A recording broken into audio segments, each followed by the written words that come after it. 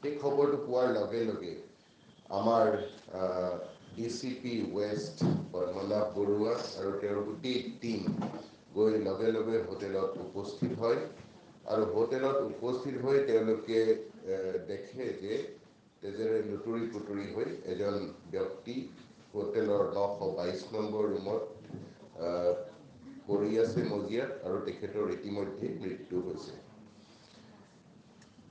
দেখাৰ লগে লগে সেইটো যে এটা হত্যাকাণ্ড, পুলিচ এই সিদ্ধান্তত উপনীত হ'ল আৰু ইনভেষ্টিগেশ্যন ততাতৈয়াকৈ আৰম্ভ কৰিলে।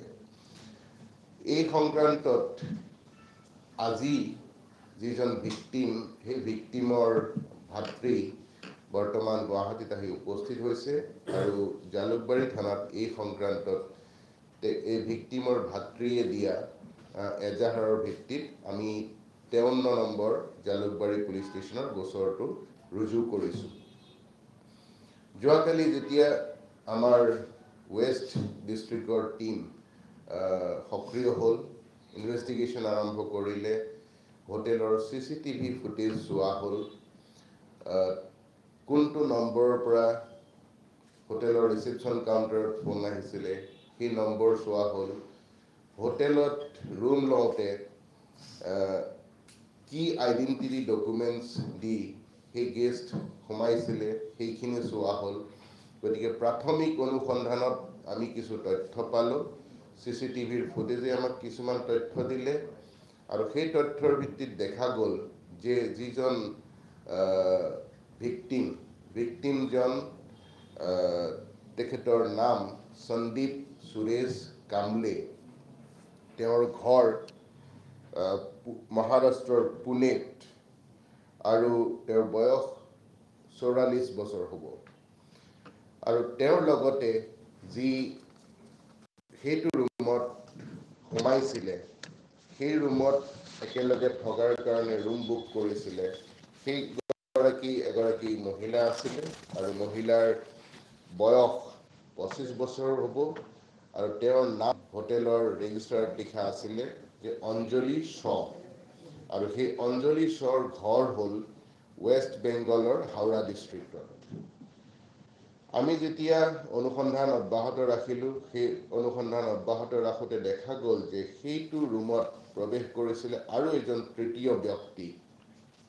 সেই তৃতীয় ব্যক্তিৰ চাল চলন আমি CCTVৰ পৰা আৰু বেলেগ আমাৰ উৎসৰ পৰাও যেতিয়া সংগ্ৰহ কৰিলোঁ, তেতিয়া দেখা গ'ল যে সেই তেনেকুৱা এজন ব্যক্তি 124 নম্বৰ ৰুমত আছিলে আৰু সেই 124 নম্বৰ ৰুম কোনে বুক কৰিছে সেইটো চোৱাত দেখা গ'ল যে সেই ৰুমটো বুক হৈছিলে এজন ব্যক্তিৰ নামত, যাৰ নাম আছিলে বিকাশ কুমাৰ শ্ব।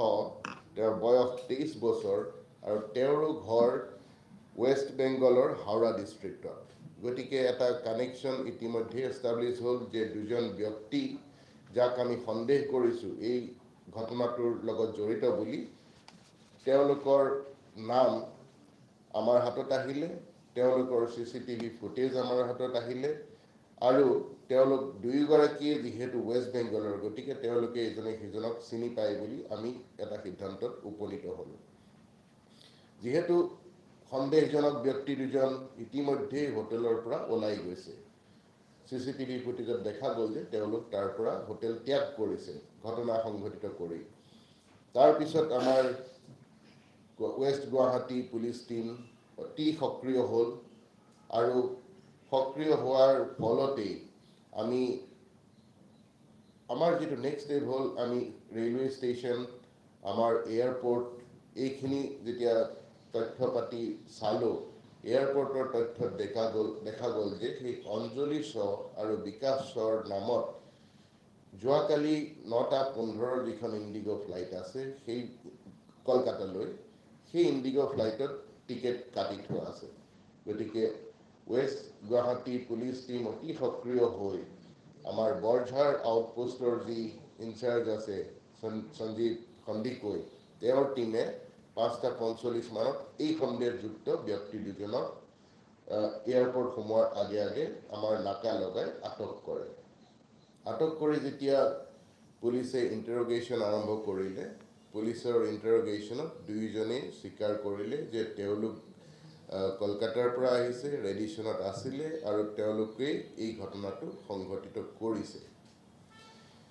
আমাৰ যিহেতু ইনভেষ্টিগেশ্যনত আমি গম পালোঁ যে সন্দেহজনক ব্যক্তি দুগৰাকী আমাৰ অভিযুক্ত। তাৰপিছত আমাৰ অনুসন্ধান আগবাঢ়িলে যে কিয়নো এই ঘটনাটো সংঘটিত হ'ল বা কেনেকেনো এই ঘটনাটো সংঘটিত হ'ল। আমাৰ ছাষ্টেইনড ইণ্টাৰগেশ্যনত আমি এতিয়ালৈকে যিখিনি তথ্য পাইছোঁ সেই তথ্য মতে দেখা গ'ল যে এই যিজন ভিক্টিম পুনেৰ বাসিন্দা, তেওঁৰ নাম সন্দীপ সুৰেশ কামনে। তেওঁ এজন গাড়ী ব্যৱসায়ী আৰু হীৰাৰ ব্যৱসায়ী, আৰু ব্যৱসায়ৰ কামত তেওঁ ভাৰতবৰ্ষৰ বিভিন্ন ষ্টেটত যায় আৰু তেনেকেই কলকাতাতো তেওঁ ব্যৱসায় সংক্ৰান্তত ভিজিট কৰে আৰু অসমতো আহে, গুৱাহাটীতো আহে। যোৱা ছেপ্টেম্বৰ মাহত, যোৱা বছৰ 2023 ছেপ্টেম্বৰ মাহত তেওঁ গুৱাহাটীলৈ আহিছিলে, কামাখ্যা দৰ্শন কৰিছিলে, কামাখ্যা দৰ্শন কৰি কলকাতালৈ ঘূৰি গৈছিলে আৰু সেই কলকাতাত গৈ এয়াৰপৰ্টত, কলকাতাৰ যি নেতাজী সুভাষ বসু ইণ্টাৰনেশ্যনেল এয়াৰপৰ্ট আছে, সেই এয়াৰপৰ্টতে এই ভিক্টিম সন্দীপৰ দেখা হয় আমাৰ যি একিউজড অঞ্জলি শ্ব'ৰ লগত। সেই এয়াৰপৰ্টতে এখন সপ্তগিৰি বুলি ৰেষ্টুৰেণ্ট আছে, সেই ৰেষ্টুৰেণ্টত কাউণ্টাৰত বহিছিলে এই অঞ্জলি শ্ব' বোলা মহিলাগৰাকী।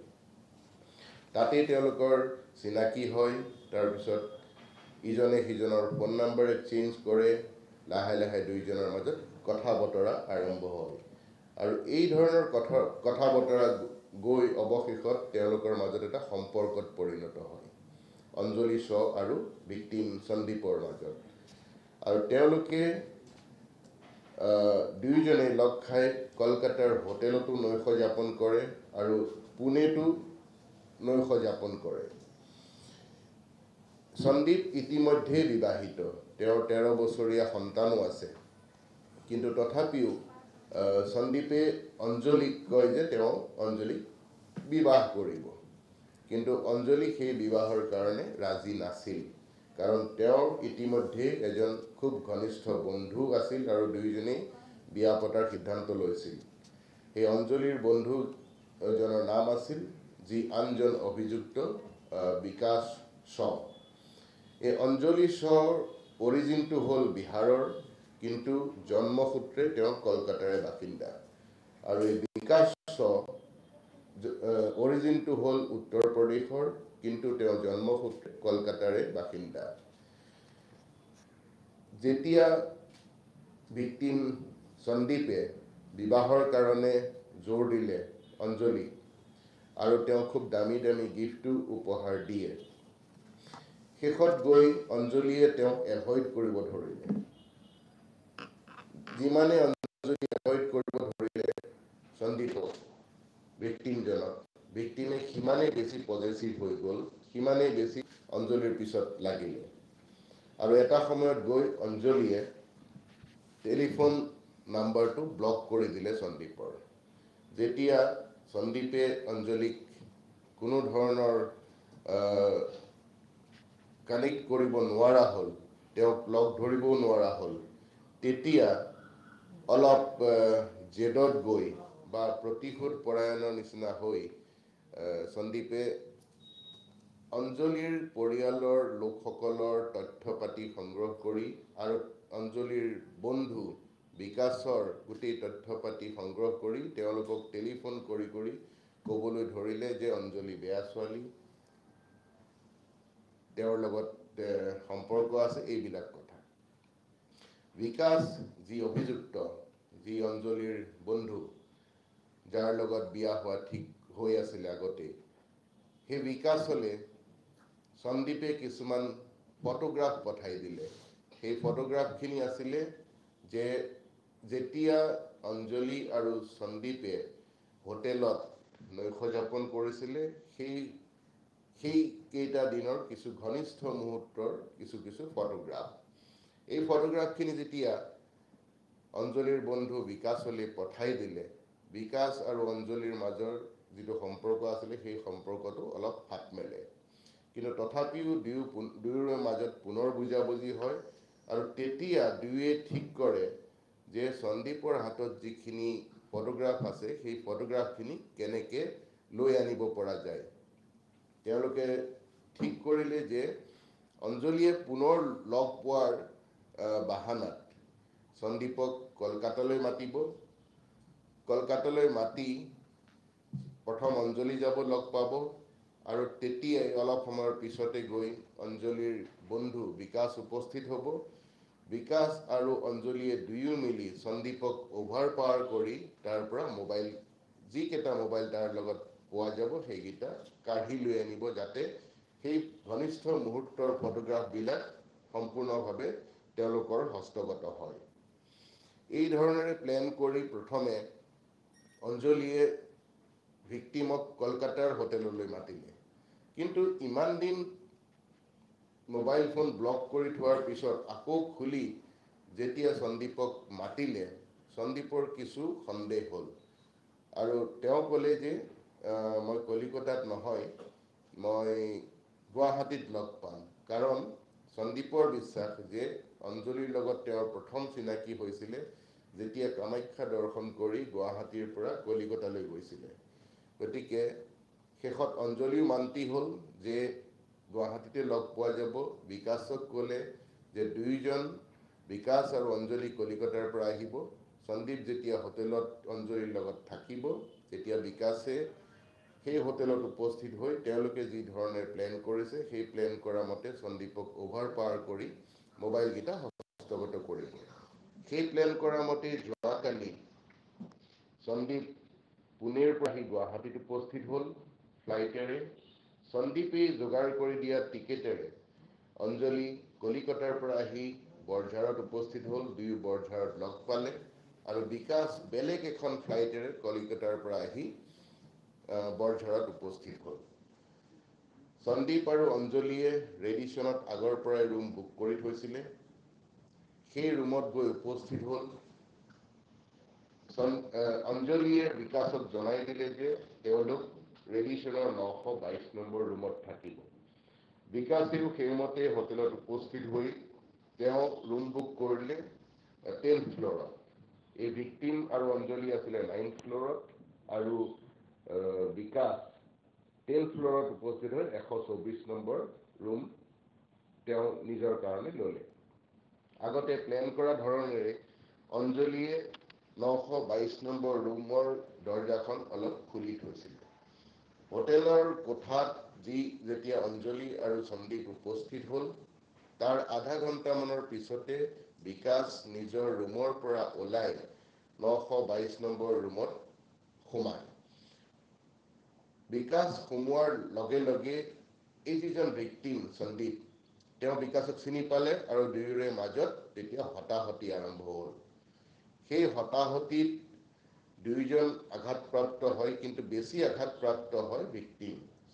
বিকাশৰ গাত বিশেষ আঘাতৰ চিন নাই আৰু সেই হতাহতি যেতিয়া দুয়োজনৰ মাজত হ'ল, মোবাইল কাঢ়িবলৈ ধৰিলে, বিকাশে এটা সময়ত মুখত সোপা মাৰিও ধৰিছে এই যিজন ভিক্টিমৰ আৰু তেওঁ খুব চিঞৰ বাখৰ কৰিছে।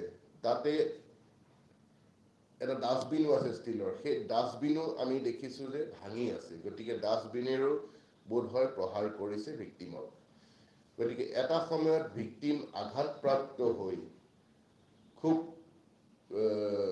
ৰক্তক্ষয় হয়, তেওঁৰ নাকেৰেও যথেষ্ট তেজ ওলায় আৰু এটা সময়ত তেওঁ মূৰ্ছা যায়।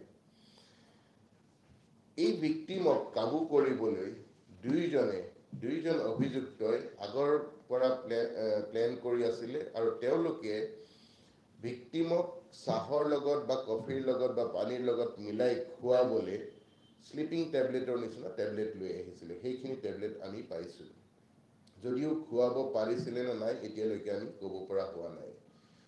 কলিকতাৰ পৰাই ভিক্টিমক খুৱাই বেহুচ কৰিবলৈ লাড়ু বনাই আনিছিলে আৰু সেই লাড়ুত তেওঁলোকে অভিযুক্তই কোৱা মতে ভাং মিহলাই আনিছিলে, যাতে অলপ খালে তেওঁ নিচা হয় বা অলপ বেহুচ হৈ যায়। আমাৰ তথ্য মতে গম পোৱা গৈছে যে সেই লাৰুৰ আধা লাৰু ভিক্টিমক তেওঁলোকে খুৱাইছিলে, অঞ্জলীয়ে খুৱাইছিলে। যিহেতু মূৰ্ছা গ'ল ভিক্টিম, তেওঁ আঘাতপ্ৰাপ্ত হ'ল, হেড ইঞ্জুৰিও থাকিব পাৰে আৰু অত্যন্ত ৰক্তক্ষৰণ হৈছে। এটা সময়ত তেওঁ মূৰ্ছা গ'ল আৰু অৱশেষত সেই ভিক্টিমৰ মৃত্যু হ'ল। যেতিয়া মূৰ্ছা গ'ল তেতিয়া আমি তাত এডাল ৰছী পাইছোঁ। সেই ৰছীৰ আমি উৎস যেতিয়া বিচাৰিলোঁ তেতিয়া দেখা গ'ল যে অভিযুক্তৰ যি মোনা আমি পাইছোঁ বা বেগ পাইছোঁ, সেই বেগত 5ডাল ৰছী পাইছোঁ। সেই ৰছীখিনি গামোচা ফালি নিজে মেৰাই মেৰাই ৰছী বনাইছে। সেই ৰছীখিনি কিয় আনিছিলোঁ বুলি কোৱাত অভিযুক্তই কৈছে যে যেতিয়া মূৰ্ছা যাব তেতিয়া হাত আৰু ভৰি যাতে বান্ধিব পাৰিম সেইকাৰণে সেই ৰছীখিনি বনাই অনা হৈছিলে। যেতিয়া ভিক্টিম মূৰ্ছা গ'ল, পৰি গ'ল, ৰক্তক্ষৰণ হ'ল, বিকাশ আৰু অঞ্জলি দুইজন অভিযুক্তই তাৰ পৰা পলোৱাৰ সিদ্ধান্ত ল'লে। তেওঁলোক দুয়ো তাৰ পৰা হোটেলৰ পৰা ওলাই আহে আৰু ওলাই আহি বাহিৰত গেটৰ পৰা ওলাই বিকাশে নিজৰ ফোন নাম্বাৰৰ পৰা হোটেল ৰেডিশ্যনৰ কাউণ্টাৰত ফোন কৰি জনায় যে 922 নম্বৰ ৰুমত যিজন আলহী আছে তেওঁ অসুস্থ আৰু হোটেলৰ কৰ্তৃপক্ষক সহায় কৰিব লাগে। সেই ফোনটো কৰি বিকাশ আৰু অঞ্জলি দুই মিলি এখন টেক্সি ভাড়া কৰে আৰু টেক্সি ভাড়া কৰি প্ৰথম ৰেলৱে ষ্টেচন যায়। তেওঁলোকে গম পোৱা নাই কোনখন ৰেলৱে ষ্টেচন, কিন্তু আমি সন্দেহ কৰিছোঁ যে ওচৰত যিখন আছে সেইটো কামাখ্যা ৰেলৱে ষ্টেচনতে যাব পাৰে বুলি, যাতে যি ৰেল পায় কলিকতালৈ যোৱা সেই ৰেলত উঠি তেওঁলোক কলিকতা পাবগৈ পাৰে। কিন্তু অলপ দেৰিৰ পিছত তেওঁলোকে নিজৰ প্লেন সলায় আৰু পূৰ্বতে বুক কৰি থোৱা ফ্লাইট ঘূৰি যাবলৈ যোৱাকালি ৰাতি 9:15 যিখন ইণ্ডিগো ফ্লাইট, সেইখনত 2টা টিকেট বুক কৰি তেওঁলোকে আগতেই থৈছিলে, এটা অঞ্জলিৰ নামত আৰু এটা বিকাশৰ নামত। তেওঁলোকে সিদ্ধান্ত লয় যে ফ্লাইটেৰে তেওঁলোক ঘূৰি যাবগৈ কলিকতালৈ 9:15 ফ্লাইটখনেৰে। আৰু সেইমতে তেওঁলোক এয়াৰপৰ্টৰ ফালে বৰঝাৰৰ ফালে গৈ থাকোঁতে আমাৰ যিহেতু পুলিচৰ টীম সক্ৰিয় হৈ গৈছিলে ইতিমধ্যে, তথ্য যিখিনি আমি পাইছিলোঁ সেই তথ্যৰ ভিত্তিত বৰঝাৰ আউটপোষ্টৰ যি আমাৰ ইনচাৰ্জ সঞ্জীৱ সন্দিকৈয়ে তেওঁৰ টীমৰ জৰিয়তে পুলিচ নাকা লগাই বৰঝাৰ এয়াৰপৰ্ট সোমোৱাৰ আগে আগে দুয়ো অভিযুক্তকে আটক কৰে। গতিকে মোটামুটি দেখা গ'ল যে যিজন ভিক্টিম তেওঁ পুনেৰ, তেওঁৰ সম্পৰ্ক আছিলে অঞ্জলিৰ লগত আৰু সেই সম্পৰ্কত ফাট মেলে। শেষত গৈ অঞ্জলি আৰু তেওঁৰ যাৰ লগত বিবাহ হোৱাৰ ঠিক হৈছিলে বিকাশ, দুয়ো মিলি এই গোটেই ঘটনাটো সংঘটিত কৰে। ইয়াত এই 3জন ব্যক্তি জড়িত, ভিক্টিম, অঞ্জলি আৰু বিকাশ, এতিয়ালৈকে আমাৰ কৰা অনুসন্ধান মতে। আৰু কোনো চতুৰ্থ ব্যক্তিৰ ইয়াত ইনভলভমেণ্ট আমি পোৱা নাই। যিখিনি আমি চিজ কৰিছোঁ, দুইজন অভিযুক্তৰ পৰা ভিক্টিমৰ যিটো মোবাইল ফোন আছিলে সেই মোবাইল ফোনটো আমি চিজ কৰিছোঁ। অভিযুক্তই যি কাপোৰ পিন্ধি আছিলে সেই কাপোৰত তেজৰ দাগ আছে। অভিযুক্তৰ যি মোবাইল ফোন তাৰ হোৱাটছআপ চেটত অঞ্জলি আৰু বিকাশৰ লগত যি কথোপকথন হৈছিলে, হোৱাটছআপ কথোপকথন, সেইখিনি আমি পাইছোঁ। গতিকে আমাৰ অনুসন্ধান আৰু তেওঁলোকৰ পৰা উদ্ধাৰ হোৱা বস্তুখিনি আমি যদি মিলাওঁ, গতিকে তাত আৰু বেলেগ কোনো এংগল আমি এতিয়ালৈকে দেখা নাই। এইখিনি গোটেই ঘটনাটোৰ বিষয়ে মই সবিশেষ আপোনালোকক ক'লোঁ। ধন্যবাদ।